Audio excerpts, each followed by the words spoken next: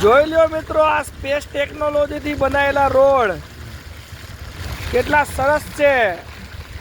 જે રોડ ઉપર 6 કલાકમાં અમદાવાદથી સુરત પહોંચી જવાતું હોય એ રસ્તા ઉપર 12 કલાકે બી નિરાકરણ નથી આવતું।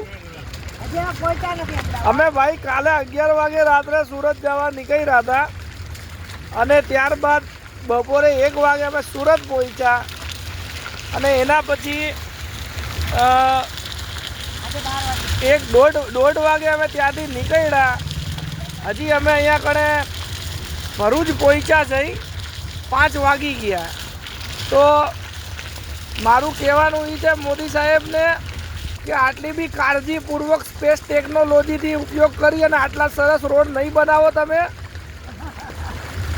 અમને આટલી સારી ફેસિલિટી નથી જોતી। જો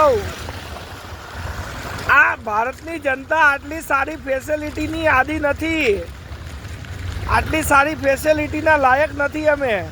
એટલે આટલી સારી ફેસિલિટીથી રોડ નહીં બનાવો સાહેબ, ઠીક છે।